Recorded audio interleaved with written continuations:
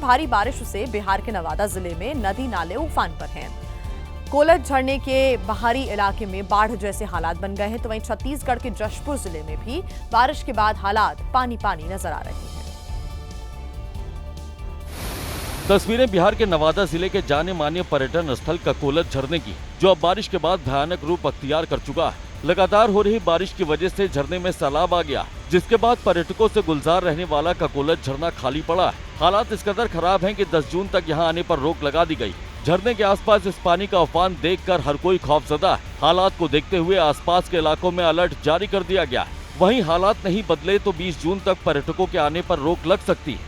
भारी बारिश के बाद छत्तीसगढ़ के जशपुर में भी सड़कें तालाब बन गई, जगह जगह पानी भरा है। रफ्तार भरने वाली गाड़ियां रेंग रही हैं। 48 घंटे से लगातार हो रही बारिश के बाद डोडकी नदी उफान पर आ गई है। जिस पुलिया से लोग आवाजाही करते हैं, उसके ऊपर 4 फीट पानी बह रहा है। लोग इसी पुलिया पर जान खतरे में डालकर सफर कर रहे हैं। इस बीच बाढ़ के पानी में एक गाड़ी खराब हो गई, जिसे ट्रैक्टर की मदद से बहुत मुश्किल से बाहर निकाला गया। मौसम विभाग का कहना है कि अभी कुछ दिन बारिश लगातार ऐसे ही जारी रहेगी। बिहार के गया में भी अचानक से पानी बढ़ने से मुसीबत बढ़ गई। कुछ तस्वीरें बिहार के गया से सामने आई, देखिए। तस्वीरें गया की, जहां बारिश के बाद अचानक ही फाल्गु नदी उफान पर आ गई। देखते ही देखते नदी में पानी की रफ्तार बढ़ गई, जिसने आसपास के इलाके को अपने आगोश में ले लिया। इसी दौरान फाल्गु नदी पर बने पुल के नीचे कुछ लोग मौजूद थे, जो बहाव के बीच फंस गए, जिसकी जानकारी मिलते ही अफरा तफरी मच गई। स्थानीय लोगों ने इसकी जानकारी प्रशासन को दी, जिसके बाद रेस्क्यू के लिए एसडीआरएफ टीम नाव से फाल्गु नदी में उतर गई। एसडीआरएफ जवानों की टीम मुस्तैदी दिखाते हुए नदी के पुल के नीचे फंसे लोगों तक पहुंच गई, जिसके बाद लोगों को नदी से रेस्क्यू करने की कोशिश शुरू हुई। सभी को रस्सी की मदद से पुल पर खींचा जाने लगा। वहीं इस रेस्क्यू ऑपरेशन को देखने के लिए लोगों की भारी भीड़ जमा हो गई। एसडीआरएफ जवानों ने एक एक कर सभी फंसे हुए लोगों को रस्सी के सहारे बचाया, और तब कहीं जाकर लोगों ने राहत की सांस ली। लोगों की माने तो लगातार हो रही बारिश की वजह से अचानक ही फाल्गु नदी का पानी बढ़ गया। हालांकि गनीमत रही कि वक्त पर लोगों को रेस्क्यू कर उन्हें बचा लिया गया। वहीं महाराष्ट्र में भी मानसून की मार पड़नी शुरू हो गई है। कई जिले मूसलाधार बारिश से बेहाल हैं। पुणे में भी भारी बारिश के बाद कई स्थानों पर हालात बिगड़ गए। हाईटेक शहर में हर जगह तालाब जैसा मंजर दिखाई देने लगा। पुणे में तेज बारिश शुरू हुई और जगह जगह जलभराव हो गया। तस्वीरों में दिख रहा है कि मंदिर का सिर्फ गुंबद ही नजर आ रहा है, जबकि मंदिर का निचला हिस्सा जल समाधि ले चुका है। तेज बारिश के बाद इंद्रायणी नदी में उफान आ गया। घाट पर नहाने गया एक लड़का पानी में बहने लगा, जिसे एनडीआरएफ की टीम ने बचा लिया। बारिश के चलते कई गाँव का संपर्क टूट गया है। नदी नाले उफान पर और सड़कें दरिया बन चुकी है। ये हिंजेवाड़ी से सटे भोयनावाड़ी इलाके की तस्वीर है, जहाँ गाड़ियाँ सड़कों पर तैरती नजर आई। इस बीच पंचवटी इलाके में एक बड़ा पेड़ भी गिर गया और इस हादसे में एक छात्र गंभीर तौर पर जख्मी हो गया। हालात बिगड़ते देख प्रशासन ने खड़क वासला बांध से 2000 क्यूसेक की दर से पानी नदी में छोड़ना शुरू कर दिया है और नदी किनारे रहने वाले लोगों को सतर्क रहने की चेतावनी भी जारी कर दी है। पुणे में हर साल बारिश के बाद ऐसे ही हालात देखने को मिलते हैं। वहीं शुरुआती बारिश के बाद जिस तरह से पुणे में हालात बिगड़ते दिख रहे हैं, उससे स्थानीय लोग बेहद खौफजदा हैं।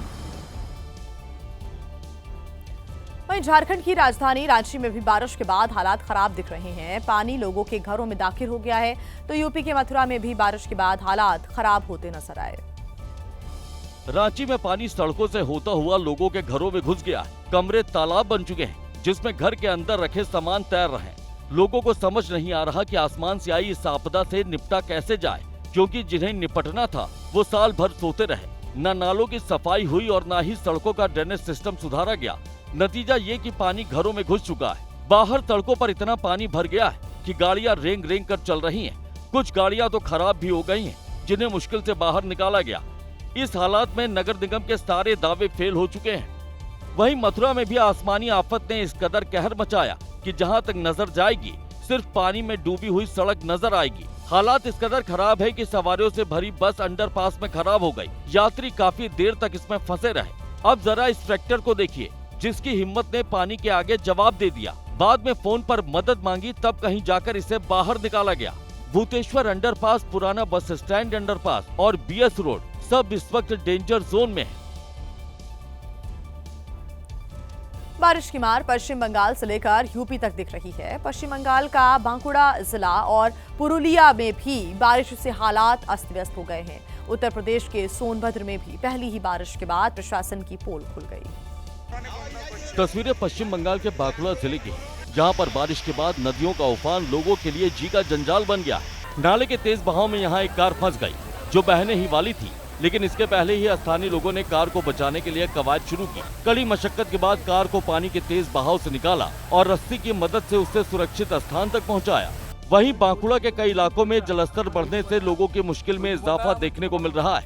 कई जगह ट्रक और बड़ी गाड़ियां भी पानी में डूबे दिख रहे हैं। पश्चिम बंगाल के पुरुलिया में भी नदी नाले उफान पर, कई जगहों पर पानी सड़कों तक पहुंच गया। स्थानीय लोगों को अब बाढ़ की फिक्र सता रही है। कई लोग सुरक्षित स्थानों की ओर जा रहे हैं। वहीं मौसम की करवट से कई जगह रास्ते बंद हो गए। यूपी के सोनभद्र में भी पहली बारिश ने प्रशासन के पोल खोल कर रख दी है, जहां बारिश के बाद जलभराव से लोग परेशान हो रहे हैं। सड़कों पर पानी का कब्जा हो चुका है और रास्ते बंद हो गए। रोडवेज बस जैसी गाड़ियां भी पानी के बीच फंसकर खराब हो गयी और कई दूसरी गाड़ियां भी पानी में डूबी नजर आ रही हैं। वहीं मध्य प्रदेश के रतलाम में बारिश के बाद होने वाला कीचड़ लोगों के लिए मुसीबत का सबब बन गया। ऐसे में लोगों ने अनोखा विरोध प्रदर्शन किया और प्रशासन पर भ्रष्टाचार के आरोप भी लगाए। भ्रष्टाचार बंद करो, बंद करो, बंद करो, ठेकेदार मनमानी बंद करो, बंद करो। तस्वीरें रतलाम के कस्तूरबा नगर इलाके की हैं, जहां पर बारिश के बाद सड़कों पर बने गड्ढों में पानी भर गया है और लोगों को इसकी वजह से परेशानी का सामना करना पड़ रहा है। कई बार इसकी शिकायत पर भी प्रशासन नहीं जागा तो लोगों ने अपने तरीके से इसका विरोध शुरू कर दिया। लोग सड़क पर हुए गड्ढे में भरे पानी के बीच बैठ गए और प्रशासन के खिलाफ जमकर नारेबाजी की। सड़क बनाने में हो रहे भ्रष्टाचार का आरोप लगाया और दावा किया कि उनकी तमाम शिकायतों पर ना तो सुनवाई की जा रही है और ना ही कोई एक्शन लिया जा रहा है। नाला है पीछे जो बना हुआ है, ये खुदा हुआ है, इस पर पाइप नहीं डाले जा रहे टाइम पर। और सबसे बड़ी अनियमितता तो यह है कि यहाँ पर इतनी ज्यादा पानी गिरने के बाद, इतने लोगों के रिपसने के बाद भी मोहर्रम और चूड़ी डालने का कार्य भी ठेकेदार नहीं कर रहा है। लोगों की माने तो सड़क बनाने वाले ठेकेदार ने इसे बनाने में जमकर भ्रष्टाचार किया है, जिसकी वजह से आए दिन यहाँ हादसे भी होते हैं, लेकिन इसके बावजूद उनकी सुनवाई नहीं की जा रही है। स्थानीय लोगों का आरोप है कि सड़क बनाने के नाम पर रास्ते को खोद डाला गया, जिसमें बारिश की वजह से जमा कीचड़ उनके लिए परेशानी और हादसे का सबब बन गया है। बावजूद इसके सरकारी अफसरों के कान पर जू तक नहीं रेंग रही।